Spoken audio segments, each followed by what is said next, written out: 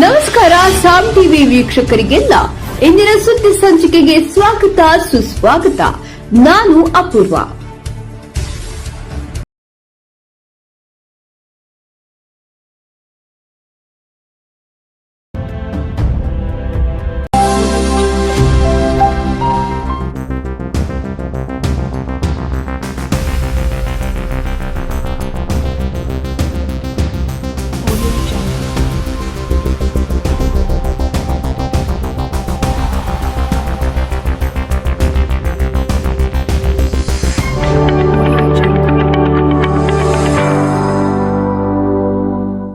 मेरे प्यारे देशवासियों, नमस्कार।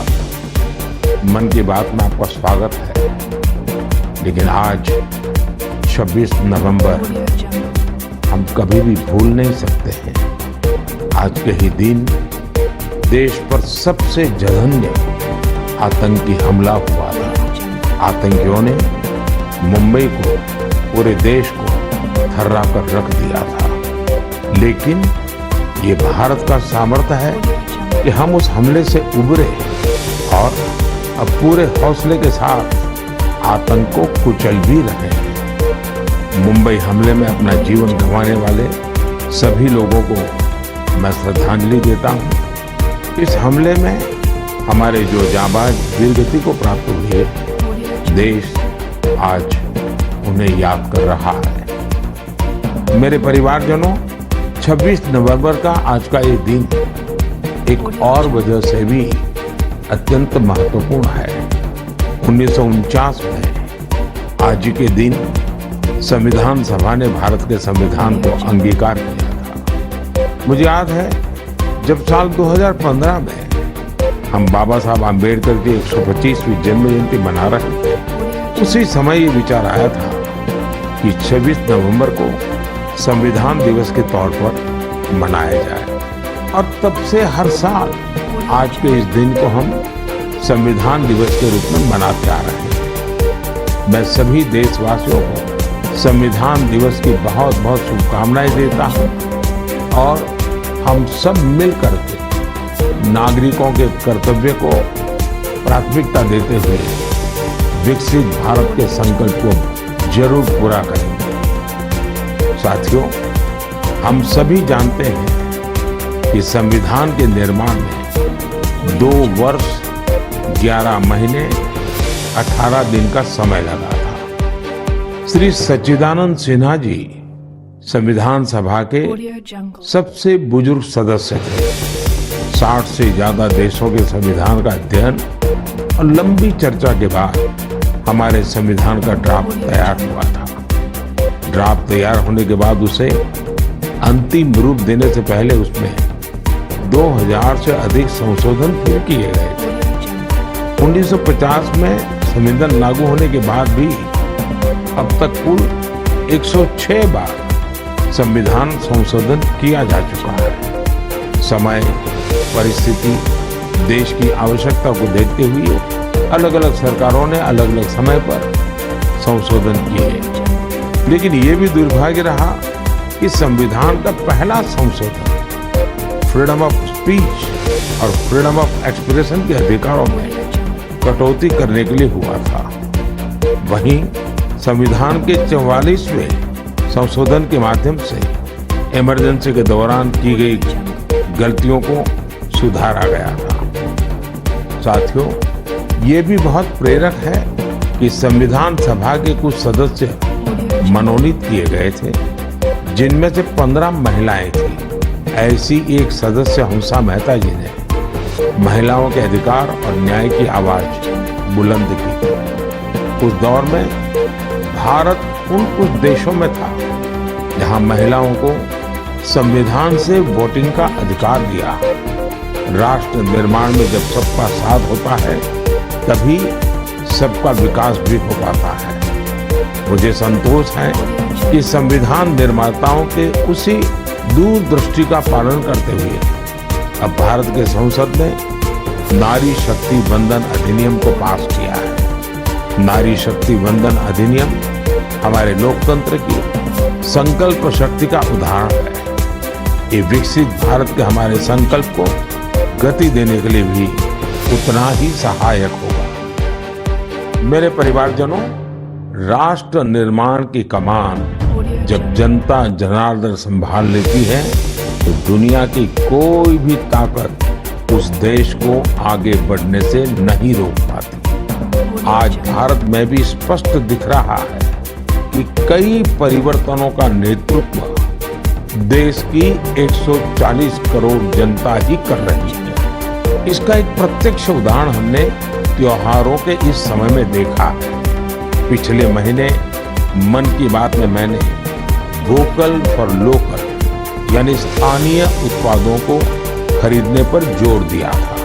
बीते कुछ दिनों के भीतर ही दिवाली, भैया दूज और छठ पर देश में 4 लाख करोड़ से ज्यादा का कारोबार हुआ है और इस दौरान भारत में बने उत्पादों को खरीदने का जबरदस्त उत्साह लोगों में देखा गया। अब तो घर के बच्चे भी दुकान पर कुछ खरीदते समय ये देखने लगे हैं कि उसमें मेड इन इंडिया लिखा है या नहीं लिखा है। इतना ही नहीं, ऑनलाइन सामान खरीदते समय अब लोग कंट्री ऑफ ओरिजिन इसे भी देखना नहीं भूलते हैं। साथियों, जैसे स्वच्छ भारत अभियान की सफलता ही उसकी प्रेरणा बन रही है, वैसे ही वोकल फॉर लोकल की सफलता विकसित भारत, समृद्ध भारत के द्वार खोल रही है। वोकल फॉर लोकल का ये अभियान पूरे देश की अर्थव्यवस्था को मजबूती देता है। वोकल फॉर लोकल अभियान रोजगार की गारंटी है, ये विकास की गारंटी है, ये देश के संतुलित विकास की गारंटी है। इससे शहरी और ग्रामीण दोनों को समान अवसर मिलते हैं। इससे स्थानीय उत्पादों में वैल्यू एडिशन का भी मार्ग बनता है और अगर कभी वैश्विक अर्थव्यवस्था में उतार चढ़ाव आता है तो वोकल फॉर लोकल का मंत्र हमारी अर्थव्यवस्था को संरक्षित भी करता है। साथियों, भारतीय उत्पादों के प्रति ये भावना केवल त्योहारों तक सीमित नहीं रहनी चाहिए। अभी शादियों का मौसम भी शुरू हो चुका है। कुछ व्यापार संगठनों का अनुमान है कि शादियों के इस सीजन में करीब 5 लाख करोड़ रुपए का कारोबार हो सकता है। शादियों से जुड़ी खरीदारी में भी आप सभी भारत में बने उत्पादों को ही महत्व दें। और हाँ, जब शादी की बात निकली है तो एक बात मुझे लंबे अरसे से कभी कभी बहुत पीड़ा देती है और मेरे मन की पीड़ा मैं मेरे परिवारजनों को नहीं कहूंगा तो किसको कहूंगा। आप सोचिए, इन दिनों ये जो कुछ परिवारों में विदेशों में जाकर के शादी करने का जो एक नया ही वातावरण बनता जा रहा है, क्या ये जरूरी है क्या? भारत की मिट्टी में, भारत के लोगों के बीच अगर हम शादी ब्याह मनाएं तो देश का पैसा देश में रहेगा। देश के लोगों को आपकी शादी में कुछ न कुछ सेवा करने का अवसर मिलेगा। छोटे छोटे गरीब लोग भी अपने बच्चों को आपकी शादी की बातें बताएंगे। क्या आप वोकल फॉर लोकल के इस मिशन को विस्तार दे सकते हैं? क्यों न हम शादी ब्याह ऐसे समारोह अपने ही देश में करें। हो सकता है आपको चाहिए वैसी व्यवस्था आज नहीं होगी, लेकिन अगर हम इस प्रकार के आयोजन करेंगे तो व्यवस्थाएं भी विकसित होगी। ये बहुत बड़े परिवारों से जुड़ा हुआ विषय है। मैं आशा करता हूं मेरी ये पीड़ा उन बड़े बड़े परिवारों तक जरूर पहुंचेगी। मेरे परिवारजनों, त्योहारों के इस मौसम में एक और बड़ा ट्रेंड देखने को मिला है। ये लगातार दूसरा साल है जब दीपावली के अवसर में कैश देकर कुछ सामान खरीदने का प्रचलन धीरे धीरे कम होता जा रहा है। यानी अब लोग ज्यादा से ज्यादा डिजिटल पेमेंट कर रहे हैं। ये भी बहुत उत्साह बढ़ाने वाला है। आप एक और काम कर सकते हैं। आप तय करिए कि 1 महीने तक आप यूपीआई से या किसी डिजिटल माध्यम से ही पेमेंट करेंगे, कैश पेमेंट नहीं करेंगे। भारत में डिजिटल क्रांति की सफलता ने इसे बिल्कुल संभव बना दिया। और जब 1 महीना हो जाए तो आप मुझे अपने अनुभव, अपनी फोटो जरूर शेयर करिएगा। मैं अभी से आपको एडवांस में अपनी शुभकामनाएं देता हूं। मेरे परिवारजनों, हमारे युवा साथियों ने देश को एक और बड़ी खुशखबरी दी है जो हम सभी को गौरव से भर देने वाली है। इंटेलिजेंस, आइडिया और इनोवेशन आज भारतीय युवाओं की पहचान है। इसमें टेक्नोलॉजी के कॉम्बिनेशन से उनकी इंटेलेक्चुअल प्रॉपर्टीज में निरंतर बढ़ोतरी हो, ये अपने आप में देश के सामर्थ्य को बढ़ाने वाली महत्वपूर्ण प्रगति है। आपको ये जानकर अच्छा लगेगा कि 2022 में भारतीयों के पेटेंट आवेदन में 31% से ज्यादा की बढ़ोतरी हुई है। वर्ल्ड इंटेलेक्चुअल प्रॉपर्टी ऑर्गेनाइजेशन ने एक बड़ी ही दिलचस्प रिपोर्ट जारी की। ये रिपोर्ट बताती है कि पेटेंट फाइल करने में सबसे आगे रहने वाले टॉप 10 देशों में भी ऐसा पहले कभी नहीं हुआ।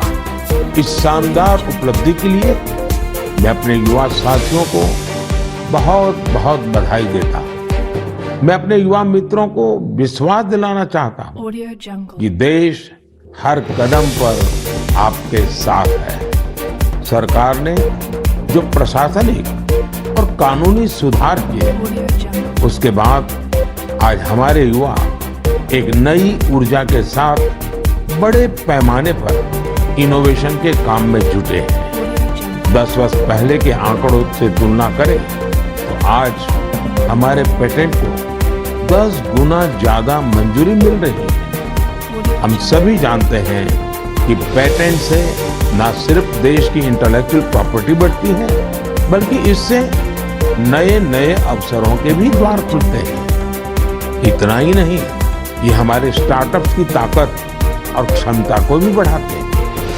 आज हमारे स्कूली बच्चों में भी इनोवेशन की भावना को बढ़ावा मिल रहा है। अटल टिंकरिंग लैब, अटल इनोवेशन मिशन, कॉलेजों में इंक्यूबेशन सेंटर्स, स्टार्टअप्स इंडिया अभियान, ऐसे निरंतर प्रयासों के नतीजे देशवासियों के सामने है। ये भी भारत की युवा शक्ति, भारत की इनोवेटिव पावर का प्रत्यक्ष उदाहरण है। इसी जोश के साथ आगे चलते हुए ही हम विकसित भारत के संकल्प को भी प्राप्त करके दिखाएंगे। और इसीलिए मैं बार बार कहता हूँ, जय जवान, जय किसान, जय विज्ञान, जय अनुसंधान। मेरे प्यारे देशवासियों, आपको याद होगा कि कुछ समय पहले मन की बात में मैंने भारत में बड़ी संख्या में लगने वाले मेलों की चर्चा की थी। तब एक ऐसी प्रतियोगिता का भी विचार आया था जिसमें लोग मेलों से जुड़ी फोटो साझा करें। संस्कृति मंत्रालय ने इसी को लेकर मेला मोमेंट्स कॉन्टेस्ट का आयोजन किया था। आपको ये जानकर अच्छा लगेगा कि इसमें हजारों लोगों ने हिस्सा लिया और बहुत लोगों ने पुरस्कार भी जीते। कोलकाता के रहने वाले राजेश धर जी ने चरक मेला में गुब्बारे और खिलौने बेचने वाले की अद्भुत फोटो के लिए पुरस्कार जीता। ये मेला ग्रामीण बंगाल में काफी लोकप्रिय है। वाराणसी की होली को शोकेस करने के लिए अनुपम सिंह जी को मेला पोर्ट्रेट का पुरस्कार मिला। अरुण कुमार नलीमेला जी कुलसाई दशहरा से जुड़ा एक आकर्षक पहलू को दिखाने के लिए पुरस्कृत किए गए। वैसे ही पंढरपुर की भक्ति को दिखाने वाली फोटो सबसे ज्यादा पसंद की गई फोटो में शामिल है, जिसे महाराष्ट्र के ही एक सज्जन श्रीमान राहुल जी ने भेजा था। इस प्रतियोगिता में बहुत सारी तस्वीरें मेलों के दौरान मिलने वाले स्थानीय व्यंजनों की भी थी। इसमें पुरुलिया के रहने वाले आलोक अविनाश जी की तस्वीर ने पुरस्कार जीता। उन्होंने एक मेले के दौरान बंगाल के ग्रामीण क्षेत्र के खान पान को दिखाया था। प्रणब बसाक जी की वो तस्वीर भी पुरस्कृत हुई जिसमें भगोरिया महोत्सव के दौरान महिलाएं कुल्फी का आनंद ले रही हैं। रूमेला जी ने छत्तीसगढ़ के जगदलपुर में एक गांव के मेले में भजिया का स्वाद देती महिलाओं की फोटो भेजी थी। इसे भी पुरस्कृत किया गया। साथियों, मन की बात के माध्यम से आज हर गांव, हर स्कूल, हर पंचायत को ये आग्रह है कि निरंतर इस तरह की प्रतियोगिताओं का आयोजन करें। आजकल तो सोशल मीडिया की इतनी ताकत है, टेक्नोलॉजी और मोबाइल घर घर पहुंचे हुए हैं। आपके लोकल पर्व हो या प्रोडक्ट, उन्हें आप ऐसा करके भी ग्लोबल बना सकते हैं। साथियों, गांव-गांव में लगने वाले मेलों की तरह ही हमारे यहाँ विभिन्न नृत्यों की भी अपनी ही विरासत है। झारखंड, उड़ीसा और बंगाल के जनजातीय इलाकों में एक बहुत प्रसिद्ध नृत्य है जिसे छऊ के नाम से बुलाते हैं।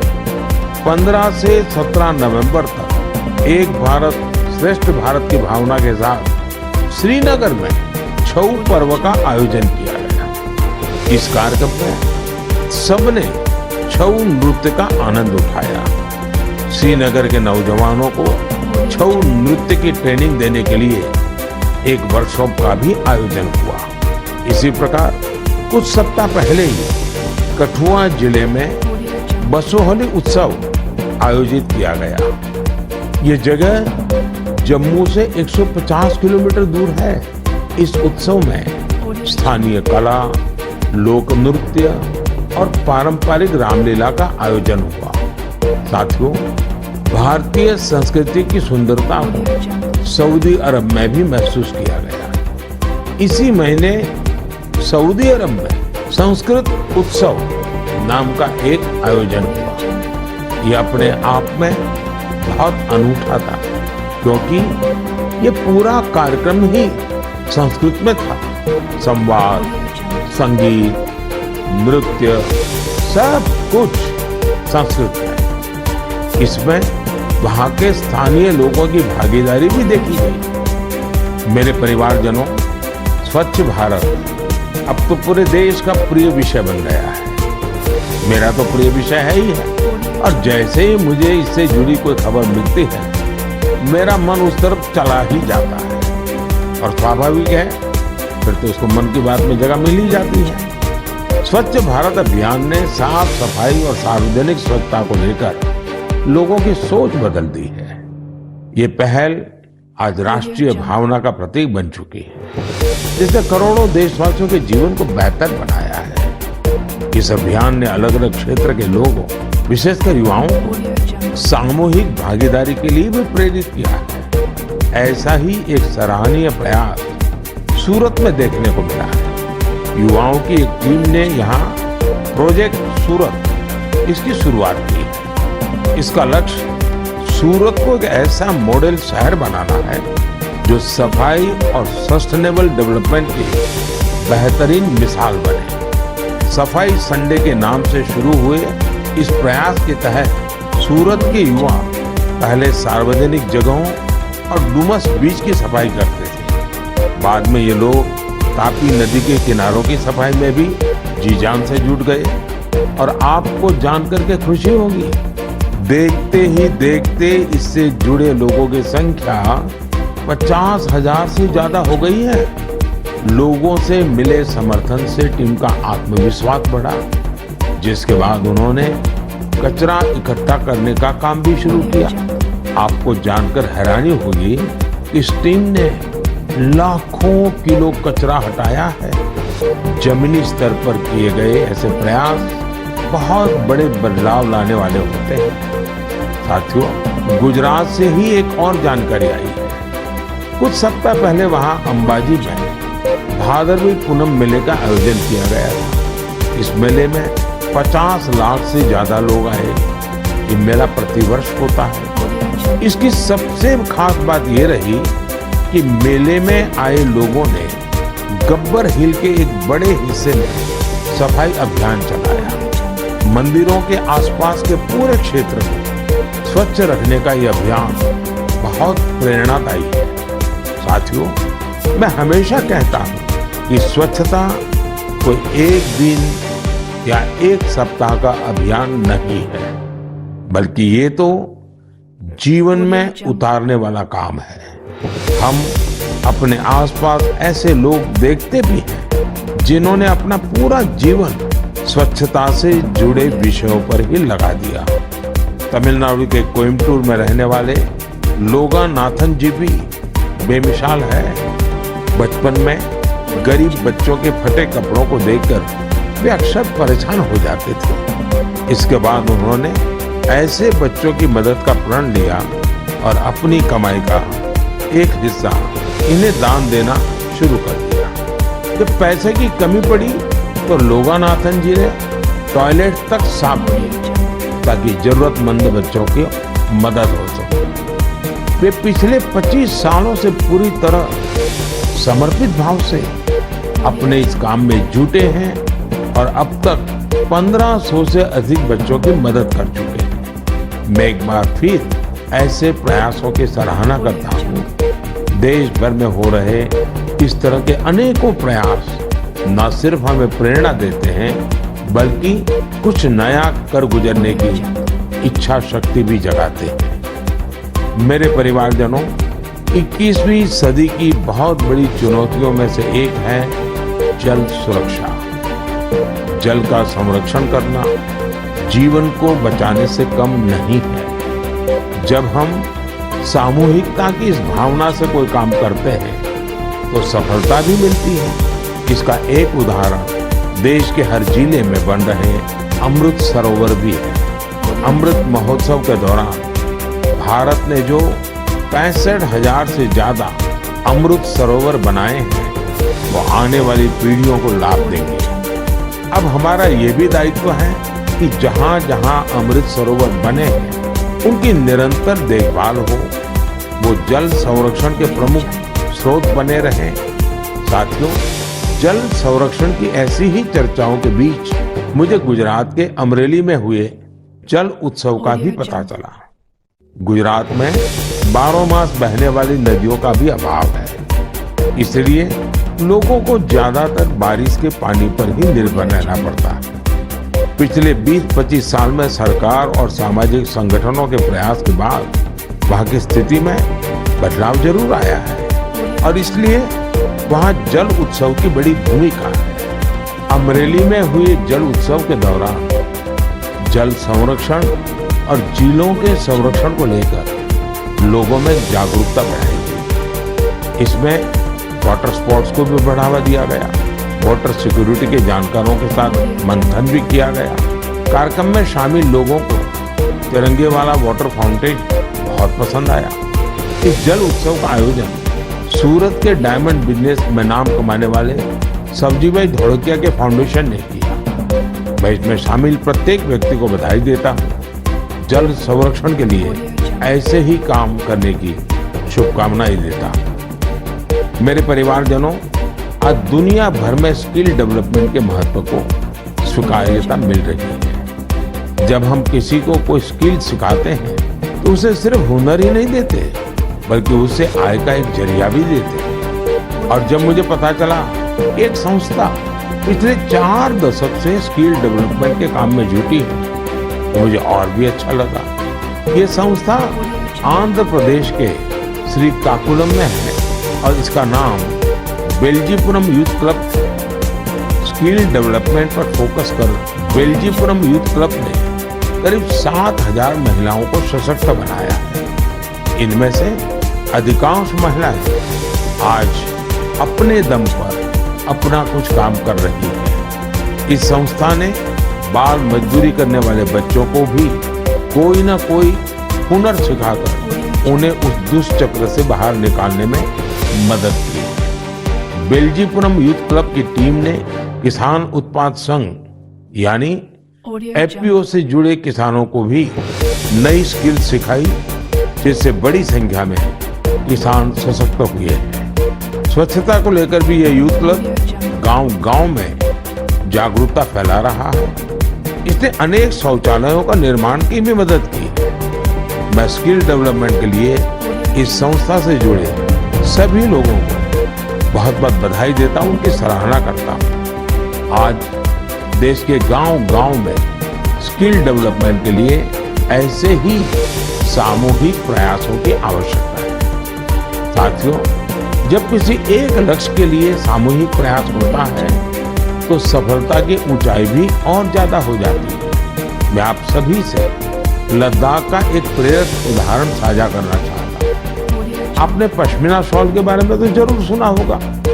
पिछले कुछ समय से लद्दाखी पश्मीना की भी बहुत चर्चा हो रही है। लद्दाखी पश्मीना लूम्स ऑफ लद्दाख के नाम से दुनिया भर के बाजारों में पहुंच रहा है। आप ये जानकर हैरान रह जाएंगे कि इसे तैयार करने में 15 गांवों की 450 से अधिक महिलाएं शामिल हैं। पहले वे अपने उत्पाद वहां आने वाले पर्यटकों को ही बेचती थी, लेकिन अब डिजिटल भारत के इस दौर में उनकी बनाई चीजें देश दुनिया के अलग अलग बाजारों में पहुंचने लगी। यानी हमारा लोकल अब ग्लोबल हो रहा है और इससे इन महिलाओं की कमाई भी बढ़ी है।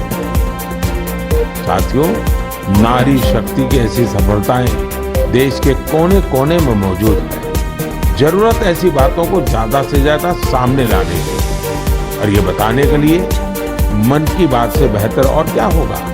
तो आप भी ऐसे उदाहरणों को मेरे साथ ज्यादा से ज्यादा शेयर करें। मैं भी पूरा प्रयास करूंगा कि उन्हें आपके बीच ला सकूं। मेरे परिवारजनों, मन की बात में हम ऐसे सामूहिक प्रयासों की चर्चा करते रहे हैं जिनसे समाज में बड़े बड़े बदलाव आए।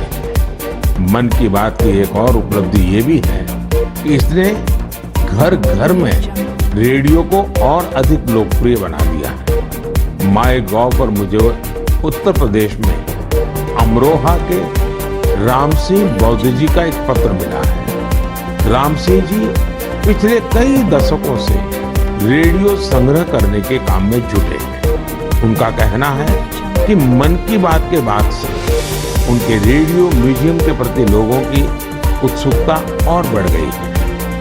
ऐसे ही मन की बात से प्रेरित होकर अहमदाबाद के पास तीर्थ धाम प्रेरणा तीर्थ ने एक दिलचस्प प्रदर्शनी लगाई। इसमें देश विदेश के 100 से ज्यादा एंटीक रेडियो रखे गए। यहाँ मन की बात के अब तक के सारे एपिसोड को सुना जा सकता है। कई और उदाहरण हैं जिनसे पता चलता है कि कैसे लोगों ने मन की बात से प्रेरित होकर अपना खुद का काम शुरू किया। ऐसा ही एक उदाहरण कर्नाटक के चामराजनगर की वर्षा जी का है, जिन्हें मन की बात ने अपने पैरों पर खड़ा होने के लिए प्रेरित किया। इस कार्यक्रम के एक एपिसोड से प्रेरित होकर उन्होंने केले से जैविक खाद बनाने का काम शुरू किया। प्रकृति से बहुत लगाव रखने वाली वर्षा जी की ये पहल दूसरे लोगों के लिए भी रोजगार के मौके लेकर आई है। मेरे परिवारजनों, कल 27 नवंबर को कार्तिक पूर्णिमा का पर्व है। इसी दिन देव दीपावली भी मनाई जाती है और मेरा तो मन रहता है कि मैं काशी की देव दीपावली जरूर देखूं। इस बार मैं काशी तो नहीं जा पा रहा, लेकिन मन की बात के माध्यम से बनारस के लोगों को अपनी शुभकामनाएं जरूर भेज रहा हूं। इस बार भी काशी के घाटों पर लाखों दिए जलाए जाएंगे, भव्य आरती होगी, लेजर शो होगा। लाखों की संख्या में देश विदेश से आए लोग देव दीपावली का आनंद लेंगे। साथियों, कल पूर्णिमा के दिन ही गुरु नानक देव जी का भी प्रकाश पर्व है। गुरु नानक जी के अनमोल संदेश भारत ही नहीं, दुनिया भर के लिए आज भी प्रेरक और प्रासंगिक है। यह हमें सादगी, सद्भाव और दूसरों के प्रति समर्पित होने के लिए प्रेरित करते हैं। गुरु नानक देव जी ने सेवा भावना, सेवा कार्यों की जो सीख दी, उसका पालन हमारे सिख भाई बहन पूरे विश्व में करते नजर आते हैं। मैं मन की बात के सभी श्रोताओं को गुरु नानक देव जी के प्रकाश पर्व की बहुत बहुत शुभकामनाएं देता हूं। मेरे परिवारजनों, मन की बात में इस बार मेरे साथ इतना ही। देखते ही देखते 2023 समाप्ति की तरफ बढ़ रहा है और हर बार की तरह हम आप ये भी सोच रहे हैं कि अरे इतनी जल्दी ये साल बीत गया। लेकिन ये भी सच है कि ये साल भारत के लिए असीम उपलब्धियों वाला साल रहा है और भारत की उपलब्धियां हर भारतीय की उपलब्धि है।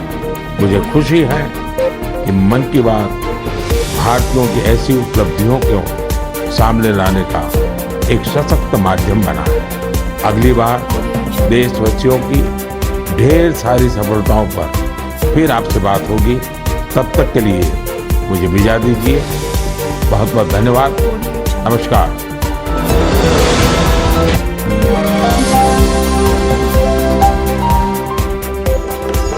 ಇದು ನಮ್ಮ ಇಂದಿನ ಸುದ್ದಿ ಸಂಚಿಕೆ. ಮತ್ತಷ್ಟು ಸುದ್ದಿಗಳಿಗಾಗಿ ನೋಡ್ತಾ ಇರಿ ಸಾಮ್ ಟಿವಿ. ಮತ್ತೆ ಭೇಟಿಯಾಗೋಣ ಮುಂದಿನ ಸಂಚಿಕೆಯಲ್ಲಿ. Thank you.